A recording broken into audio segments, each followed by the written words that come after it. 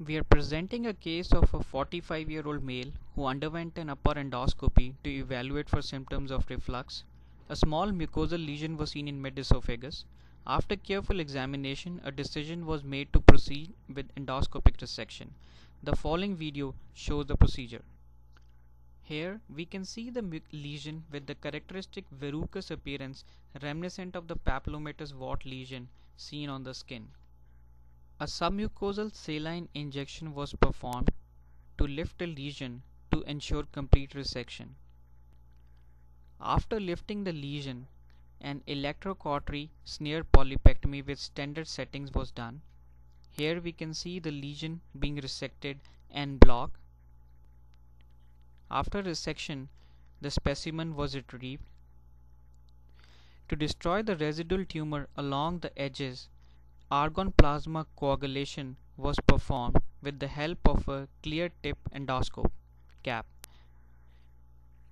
The biopsy specimen showed marked epithelial hyperplasia with fibrovascular growth consistent with benign squamous papilloma of esophagus.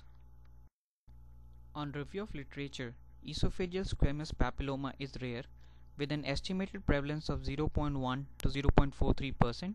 It is mostly reported as an incidental finding on endoscopy. Etiopathogenesis is unclear.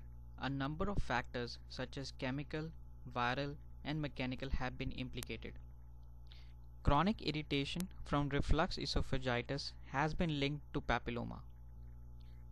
Viral infection by human papilloma virus has been implicated, but the evidence is not strong.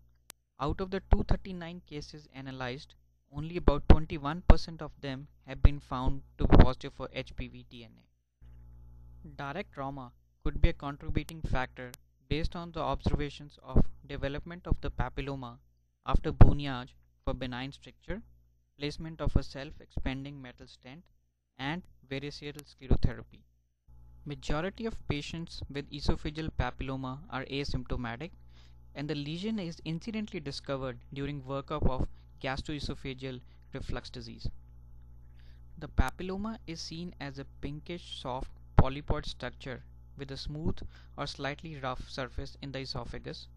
Differential diagnoses include glycogenic acanthosis, verrucoid border of squamous cell carcinoma, and verrucous carcinoma. Endoscopic removal can be accomplished as shown in the video either with smear cautery or with a biopsy forceps. The clinical course is quite variable. Majority of squamous papilloma remains asymptomatic. However, spontaneous regression has been reported in a few cases. Although malignant transformation has been reported in bovine papillomatous infection, and there is debate about its malignant potential in humans, transformation to esophageal cancer has not been reported in humans. However, HPV DNA has been isolated from esophageal cancer. Papilloma is known to be precursor of squamous cell carcinoma as in larynx and cervix, and papilloma and occult epidermoid carcinoma of esophagus have been found contiguously in humans.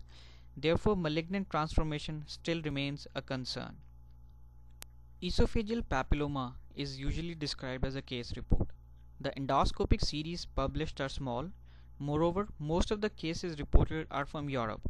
This observation strongly favors an environmental agent as the cause of squamous papilloma. In conclusion, squamous cell papilloma is an uncommon benign esophageal tumor which must be removed in all patients because of concern regarding malignant potential.